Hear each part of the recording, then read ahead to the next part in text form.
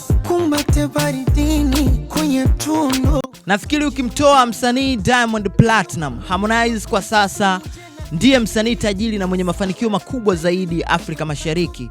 Hii ni kwa mujibu wa kile ambacho amekieleza siku ya leo kupitia kwenye ukurasa wake wa Instagram, akiainisha mafanikio ambayo ameyapata ndani ya muda mfupi, lakini pia kwa zile pesa ambazo amezifanyia uwekezaji kwenye makampuni yake, lakini pia kwenye vitu ambavyo anamiliki. Sasa imagine, toka msanii Harmonize alipotoka WCB Wasafi, madeni tu ambayo amelipa kwa watu binafsi na makampuni ni zaidi ya mabilioni ya pesa, ambapo kwa takwimu za haraka kwa kile ambacho amekizungumza siku ya leo, pesa ambazo alilipa kwenye lebo baada ya kuondoka WCB Wasafi ni milioni 600, wote tunafahamu hiyo. Lakini pia pesa ambayo alilipa kampuni ya kifedha ya Tanzania, naizungumzia CRDB, alilipa milioni 200. Pesa ambazo alimlipa Dr. Jembe ni milioni 100. Pesa ambazo alimlipa mpenzi wake wa zamani, namzungumzia Sara, ni milioni 180.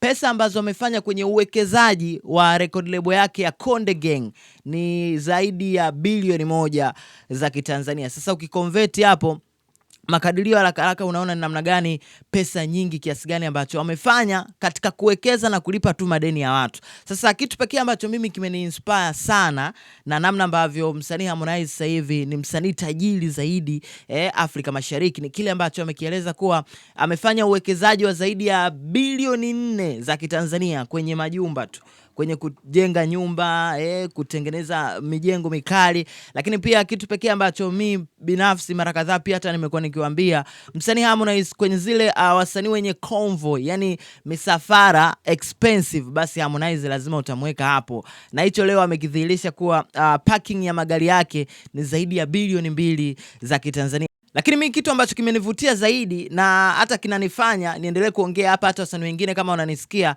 basi wawekeze sana pia kwenye muziki, ni baada ya kusema kuwa catalog yake ya muziki ni zaidi ya dola za Kimarekani milioni 5, ambazo kiconvert hapo kwa pesa taslim za Kitanzania ni zaidi ya bilioni 12.5 za Kitanzania. Unaona ni namna gani muziki wake una mafanikio makubwa sana. Yani yeye mwenyewe kabisa amepigia mfano, ikitokea kauza hiyo catalog yake, mbona tutakuwa tunaongea habari nyingine hapa. Kwa hiyo mimi nampongeza sana Harmonize, na haya mafanikio pia hayagi tu kirahisi, yanakuja kwa kufanya kazi, kuongeza juhudi kwenye kile ambacho unakifanya, na ukikiamini pia na watu kama hivyo wanakusupport, wanapenda kile unachokifanya, inakuwa nzuri zaidi. Sasa na mimi pia nitakuja kuwapa takwimu zangu miaka kadhaa hapo ijayo mbele. Kwa hiyo endeleeni kunisupport na kunitia moyo pia, tuendelee kuombeana ili kufikia malengo na mafanikio makubwa zaidi. Mimi naitwa Bounce, ni update ambazo unazipata kila siku hapa.